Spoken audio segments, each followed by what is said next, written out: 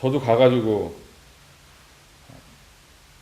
3일 정도 지났더니 이제 잠꼬대 영어하고 이제 꿈에서 영어 나오고 그리고 이제 혼잣말을 영어를 하게 되는 거죠. 그쵸, 그쵸.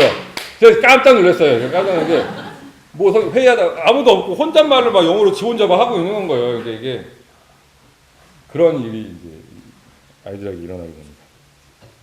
네. 그리고 두 번째 있는 운영구조 방식인데요. 이거는 첫 번째 DCI하고 꿈의학교 캐나다 팀으로 일한다는 거고 꿈의학교 캐나다 팀의 소통 담당이 접니다. 그리고 제가 이 팀을 대표해서 제가 부모님하고 소통을 하면 되는 거예요. 그러니까 부모님들은 저하고만 소통하시면 돼요. 다른 분들하고는 소통하실 필요가 없고 안 하시는 게 좋아요. 안 하시는 게. 왜냐면 제가 이게 제가 가장 강력하게 소통을 할 수가 있어요. 그쪽하고. 그럴 수가 있고 가장 합리적으로 소통을 할 수가 있어요. 그리고 그렇게 돼야지 또 거기도 일이 제대로 돌아갈 수가 있어요. 그 뒤에 보시면은 TA가 있는데 졸업생들이 저는 여기 있지만 사실 졸업생 TA는 지금 거기 아이들과 같이 있잖아요. 그래서 되게 뭐 급한 일이라든가 아니면 사소한 거나 그런 거는 그 졸업생 TA가 더 직접적으로 아이들과 얘기할 수 있잖아요. 그래서 부모님들이 생각하실 때는 뭐 괜히 저 생각하셔가지고 저 귀찮게 하시지 않으시려고 졸업생한테 연락하시고 그러실 수 있거든요. 근데 그렇게 되면은 그게 졸업생 TA한테 그게 쌓이는 거죠. 한 분이 아니라 여러분한테 그렇게, 그렇죠. 근데 졸업생 TA들은 거기에서 아이들을 케어해주고 그러는 목적으로 간 것보다 사실 더 거기에서 해야 되는 중요한 업무들이 있어요. 그래서 그것에 집중하게 하기 위해서라도 졸업생들한테는 다른 업무를 주지 않아요. 저는 솔직히 말씀드리면 제가 예전에는 그렇게 졸업생들을 활용하지를 못하게 하고 안 하는 거에 대해서 좀 이상하게 생각한 적이 있었어. 왜 그러지? 왜 그러지? 졸업생을 좀 스파이처럼 써도 될 것 같은데? 솔직히 그런 개인 생각을 했거든요. 정말 그게 제 오해였어요. 그러니까 왜냐면 졸업생들이 거기에서 진짜 중요하게 해야 되는 것들이 있는데 그거에 정말 집중하게 하시고자 하는 걸 봤어요. 캐나다에서 선생님들도 졸업생한테 다른 걸 안 시켜요. 거기 계속 허드렛 일도 전혀 시키지 않아요. 정말 합의돼가지고 해야 되는 거 말고는. 그래서 졸업생들하고 저하고 그 다음에 캐나다 선생님들하고 다 실시간으로 저희 카톡 다 하고 있어요. 그렇게 해서 그냥 저한테만 소통해 주시면 제가 바로 선생님들한테 카톡으로 뿌립니다. 중요한 내용은 거기서 자들 말들 그냥 보내요. 정말 중요한 거. 그게 중요하다는 그 신호예요. 그러니까 밤에 온 거는 굉장히 중요한 거니까 바로 해결해야 돼. 어머니 그쵸? 빠르죠, 그쵸? 예. 중요한 거는 이 반나절 시차를 기다릴 수도 없는 것들도 있어요. 그래서 그런 면이 있습니다. 그러니까 소통은 저하고만 하시면 된다라는 거, 그거를 이렇게 편하게 생각해 주시길 바랍니다. 그 다음에 호스트 가정하고 부모님들 사이에 호스트 패밀리 코디네이터하고 소통 담당인 제가 있어요. 그러니까 부모님들하고 호스트 가정 사이에 저희 둘이 있어요. 이거는 뭐냐면은 이것도 직접 소통하시지 마시라는 거예요. 이제 나중에 나오지만 교재는 얼마든지 나누셔도 돼요. 교재 얼마든지 나누셔도 돼요. 국제전화 카드 안 사셔서 가실 수도 있어요. 왜냐면 애들이 다 카톡 설치해줘요. 캐나다 엄마 폰에다가 카톡 설치해가지고 그 카카오 폰으로 보이스톡으로 전화하면 돈 안 들잖아요. 그렇죠? 하고 카톡으로 이렇게 사진도 보내고 이렇게 왕래하시고 그 정도는 얼마나 하셔도 돼요. 하지만 단 하나 요청사항이나 건의사항이나 컴플레인들은 반드시 이 통로를 통해서만 해주세요. 부모님들도 마찬가지실 거예요. 여기는 더 많이 그게 굉장히 강하더라고요. 자신들의 그 가정의 어떤 운영하는 거에 대해서 누군가가 이렇게 하는 것이 우리도 사실 좀 그렇지 않나요? 그렇죠? 뭐 하도 시어머니 그래가지고 왜 접시를 이렇게 그러니까 왜 이렇게 해? 그런 그게 우리의 싫잖아요, 그렇죠? 마찬가지인 거예요. 그건 좀 이렇게 존중해 주셨으면 좋겠어요. 그렇다고 해서 뭘 하면 안 되는 게 아니라 정신적인 절차를 통해서 하면은 반드시 그것을 수용하시고 대안을 찾도록 돼 있어요. 그게 매뉴얼로 돼 있어요. 근데 그게 이제 직접적으로 되시면은 이게 오히려 더 어려울 수도 있고 이 절차를 통해서 해주시면 저도 저한테 접수를 해주시면 제가 가정한테 직접 말하는 게 아니고 그 호스트 패밀리 코디네이터한테 말씀을 드려요. 그럼 그분이 또 이렇게 해주십니다. 호스트 패밀리 코디네이터는 양 캠퍼스에서 가장 나이가 많으신 분들이고요. 또 공교육 교사 출신 분들이세요. 가서 보니까 그 진짜 이렇게 아무튼 제가 좀 민망할 정도로 막 이렇게 푸시도 하시더라고요. 이렇게 하면 안 된다고. 애들이 얼마나 배고픈데 한국 애들 엄청나게 먹는다. 빵 2개가 안 된다. 뭐 이런 식으로 굉장히 이렇게 어필 많이 하시니까 이 부분 알아주시면 좋겠습니다. 제가 지금 이런 역할을 하고 있고요. 제가 학생 상담을 어떤 식으로 하냐면 기본적으로는 캐나다 계신 선생님들께서 상담을 하시는 게 제일 1순위예요. 어쨌든 5개월 동안 그곳에서 아이들을 담당해 주시기 때문에 아이들이 가장 신뢰하는 사람이 캐나다 선생님이 아니어서는 곤란해요. 그건 아이들 누구보다도 아이들한테 힘든 일이 됩니다. 그래서 선생님하고 좀 틀어졌거나 뭐 혼나서 삐졌거나 그렇더라도 반드시 그걸 회복시켜야 됩니다. 그게 중요합니다. 근데 그런 과정에서 도움이 필요할 때 제가 이제 상담을 하게 되고 그건 이제 그 영상 통화 통해 가지고 하게 돼요. 영상 통화를 하면은 애들이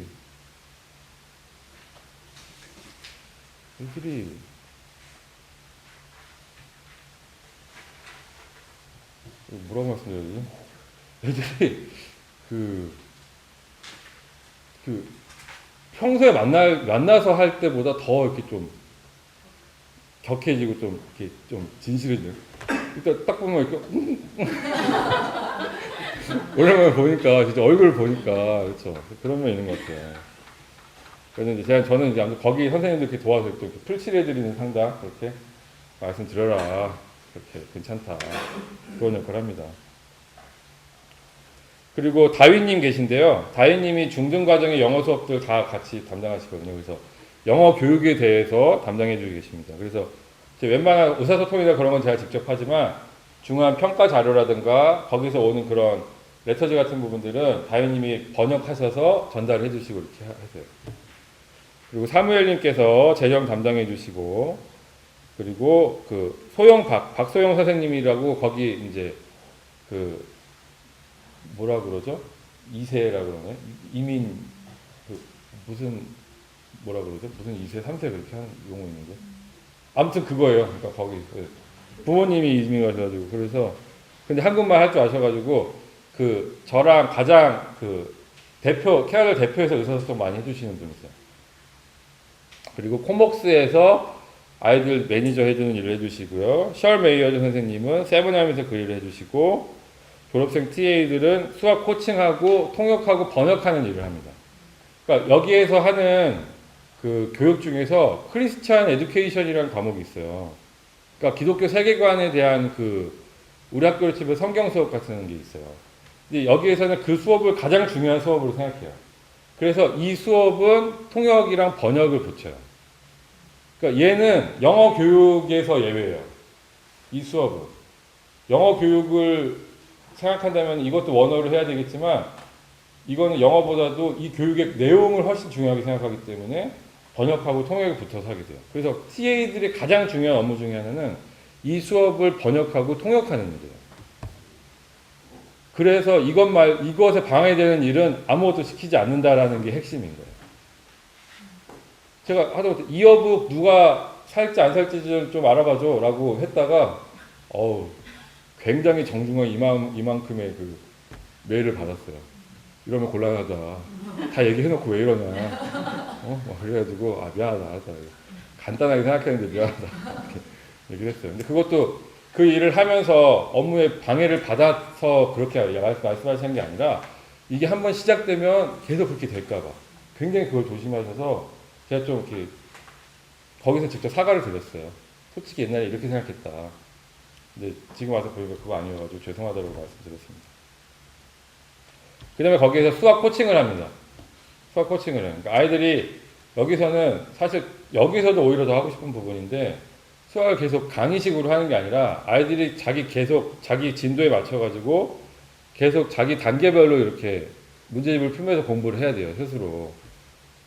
그러니까 다 될 때까지 못 넘어가는 그런 면이 있는 거죠. 그러니까 여기서는 80점 맞아도 20점은 모르는 상태로 그냥 다음 단계 넘어가야 되잖아요. 근데 여기서는 완전히 될 때까지 계속 가는 거예요. 그래서 좀 순차가 있긴 하지만 그 코칭을 이 졸업생들이 해줘요. 그래가지고 저희는 수학 고등학교 다닐 때 평점 A는 돼야지 TA 될 수가 있어요. 영어 아무리 잘해도 학교 다닐 때 수학 못했으면 TA를 못 가요. 아이들을 가르치는 게 문제가 아니라 진짜 코치 과외처럼 해줘야 되기 때문에. 그래서 이거는 교사하기보다는 과외 선생님이라고 생각하시면 돼요. 수학에서는. 이 두 가지가 졸업생이 하는 일입니다. 그리고 셰리 하던 선생님께서 총 책임 디렉터를 하고 계십니다. 네, 이 구조를 잘 알아주시고 부모님께서 아셔야 되는 건 두 개예요. 저하고만 소통하시면 된다라는 거. 그렇죠? 그리고 호스트 가정하고는 교재만 나누시면 된다라는 거. 그거 아시면 됩니다. 그 다음 세 번째 페이지, 두 번째 페이지에 보시면 3번이 그 드림 캐나다에 대한 내용들인데 1번은 제가 말씀드렸죠. 영어만 쓰는 부분이 있고요. 그 다음에 2번은 평가에 대한 내용입니다. 평가에 대한 내용이고 이 평가는 저희 꿈의 학교 교육과정의 그 일부분으로 인식하고 연계성을 중요하게 생각하기 때문에 동일하게 생활기록부도 기록되고 이제 성적표도 받으시게 됩니다. 세 번째는 규율도 마찬가지입니다. 규율도 마찬가지여가지고 꿈의 학교에서 되던 게 거기서 허용되는 건 없어요. 오히려 꿈의 학교에서 되던 것도 거기서 안 되는 것들이 있으면 있어도 규율은 똑같이 진행이 됩니다. 그러니까 중요한 거예요. 꿈의 학교 교육 전체 교육과 6년 교육과정의 일부분입니다. 그래서 연계성 되게 중요하게 됩니다. 이성교재 마찬가지로 안 되고요.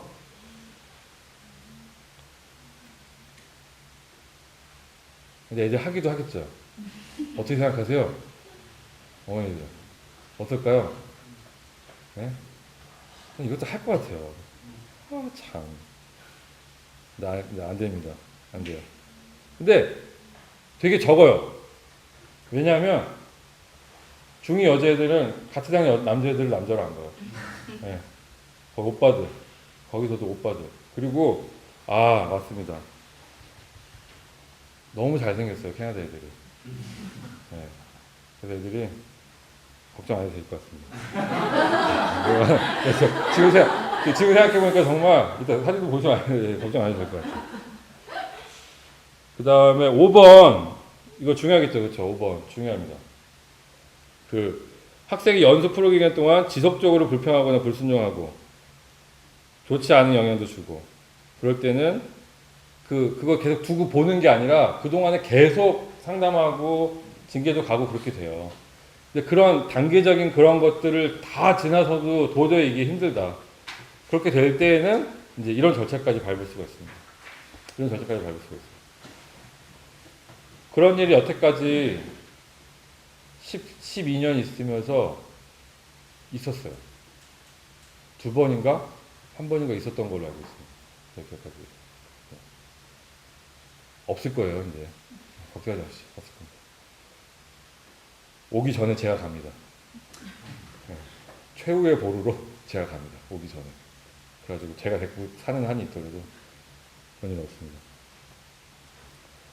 그 매뉴얼 사용 설명서 보시면 가장 최악의 상황까지 사용 설명서에 써 있잖아요. 그렇죠? 기업 입장에서.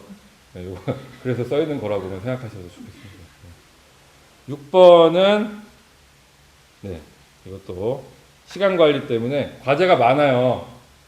제가 볼 때 과제가 어느 정도 있어야 돼요. 좀 많을 정도 있어야 돼요. 왜냐하면 너무 시간이 많기 때문에 과제할 시간이 어느 정도 있어줘야지 그거 할 만큼 하고 그 다음 시간을 지루하든 놀든 보내는 거지. 만약에 과제가 없으면은 아이들은 그 죄책감 때문에 힘들 수가 있어요. 내가 이래도 되나 하는 그 죄책감 있죠. 과제를 해놓고 나면 일단 거기에서 성취감과 뿌듯함을 느끼고 나머지 시간들을 자유롭게 보낼 수 있는 그게 있어서 그것뿐만 아니라 과제가 되게 많아요. 이 크리스찬 에듀케이션도 과제가 굉장히 많고 영어로 다 써야 되고 아주 힘듭니다. 그래서 호스트 부모님들께서 과제 검사를 굉장히 잘해 주셔야 돼요. 이게 의무 중에 하나예요. 그래가지고 숙제가 잘 안 돼 있으면 호스트 부모님들이 이제 혼나고 좀 그러야 됩니다. 그 다음에 학생이 학교 시설 때문에 파손될 수도 있기 때문에 $100 이거 있습니다. 이거는 단순히 뭐 실수로거나 뭐 어떻게 하거나 뭐 그런 부분 때문만이 아니라 애들이 화난다고 막 부시고 기물 파손하고 그런 적도 있었어가지고 이제 마련이 된 걸로 알고 있습니다. 그래가지고 참 그럴 수 있죠. 다음은 호스트 패밀리 가정입니다. 이것도 보시면 이제 되게 많아요. 오히려 학교에서 지켜야 되는 것보다 더 많죠.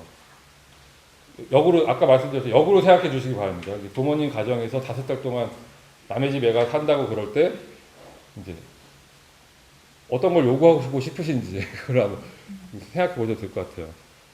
호스트 가정을 근데 먼저 말씀드리고 싶은 거는 그 코디네이터가 관리하시고 호스트 가정 선정하는 거는 이전에도 열심히 했겠지만 특히 제가 이제 담당하면서부터 굉장히 엄격하고 중요하게 그렇게 보고 있습니다. 그래서 그 신청하면 무조건 되는 것이 아니고 그 미리 리스파이트 가정이라고 해서 호스트 가정도 뭐 친척 뭐 무슨 장례식이라든가 결혼식이라든가 부모님 생일이라든가 그렇게 비울 때가 있잖아요. 그럼 그럴 때 그 기간 동안 맡아주는 가정이 있어요. 그 가정들이 한 두세 가정이 준비하고 있거든요. 그런 가정을 먼저 경험하고 간다거나 그런 것들을 반드시 그렇게 하도록 했어요. 그러니까 생전 처음으로 가는 가정은 최대한 없도록 정말 부족해서 어쩔 수 없는 경우 말고는 그렇게 했고 여러 가지 요소들에서 여태까지 지내면서 호스트 가정이 좀 성급하게 선정됐거나 아니면 좀 몇 가지 부족한 요소가 있는데도 그래도 뭐 진행했거나 그랬을 때 생겼던 어려움들이 많았기 때문에 이 부분도 굉장히 그렇게 했습니다. 그래서 지난 2학기 초반 같은 경우에는 호스트가 부족해가지고 여자애들이 둘 그렇게 가야 되는데 한 가정이 부족해가지고 셋으로 갔어요. 한 학생이 이렇게 스프레드 해가지고. 아시겠지만 여자애들 셋이 있는 건 굉장히 좋은 상황이 아니거든요. 그래서 저로서는 빨리 이거를 벗어나고 싶었어요. 어떻게든 빨리 호스트 가정을 구해가지고 빨리 그렇게 하고 싶었거든요. 그런데 신청한 가정들이 있었고 그랬지만 몇 가지 결격사유이 있는 거가 있어서 초반에는 그 정도는 괜찮지 않을까라고 해서 빨리 둘둘둘로 가고 싶었어요. 근데 부모님들 같이 나누고 기도하고 준비하고 생각하고 그러면서 그러지 않기로 했어요. 이 기준은 이제 무너뜨리지 말자. 정말 호스트 가정은 정말 기준 와해 하지 않고 철저하게 가자 해가지고 결국 그 팀은 끝까지 그쵸. 끝까지 그냥 셋으로 갔어요. 새로 구하지 않고. 그렇게 아무튼 호스트 가정 고르는 것은 더 깐깐하게 그렇게 진행을 하고 있습니다. 그리고 호스트 가정 핸드북이 있어요. 이렇게 두꺼운 핸드북이 있습니다. 그래서 그 핸드북에는 매뉴얼이 있는데 이 매뉴얼이 이만큼 있어요. 그러니까 제가 그 매뉴얼을 입수해서 받아보고 나서는 캐나다에 가서 호스트 가정에 대해서 어떤 제가 요구를 하면서 회의하고 미팅할 거에 대해서 처음에는 좀 걱정을 했다가 전혀 걱정을 안 하게 됐어요. 왜냐하면 뭐 매뉴얼 이렇게 경험 있으시면 알겠지만 매뉴얼을 완벽해야 돼요. 그렇지 않나요? 매뉴얼을 완벽할 수밖에 없어요. 만드는 단계에서는. 그걸 지키지 못하니까 문제죠. 그래서 굉장히 완벽한 매뉴얼이 만들어져 있어요. 그래서 그것을 지키도록 요구하는 것이 지키도록 요구만 하면 되고 또 지켜지지 못한 부분들은 지켜주시라고 하면 되는 거기 때문에 정당하게 이 운영되는 부분에서는 그런 안전망이 되어가 있습니다. 뭐 무리한 요구를 할 필요가 없는 거예요. 매뉴얼이 있기 때문에 그런 부분이 있습니다. 그리고 정기적으로 한 달에 한 번씩 호스트 가정들을 다 모아서 호스트 코디네이터가 이제 교육을 하십니다. 그래서 이런 의견이 있는데 어떠냐? 애들이 배고프다 그런다. 오트밀 진짜 미치겠다 그런다. 뭐 점심이 너무 부실하다 그런다. 좀 저녁 때 너무 이렇게 좀 뭐 스테이크가 너무 많다 그런다. 뭐 그런 애들도 있어요. 너무 스테이크가 맨날 나와서 힘들다는 애들도 있고 고기 좀 먹었으면 좋겠다는 그런 가정 애들도 있고 그런 거 있습니다. 아무튼 호스트 가정은 그 지금보다도 더 철저하게 그래서 호스트 가정을 저희가 철저하게 대응하고 관리하지 않아서 나오는 문제들로 인해서 힘든 거는 피하고 싶은 거예요. 왜냐하면 그렇지 않더라도 힘든 게 많아요. 저희가 뭐 돈 주고 고생 사서 한다라고 말할 정도로 사실 이 캐나다 프로그램이 이렇게 비싼 비용을 들이면서라도 고생하러 간다고 볼 수 있거든요. 진짜 고생하러 가는 거예요. 그래야지 성장할 수 있는 게 확실히 다르니까.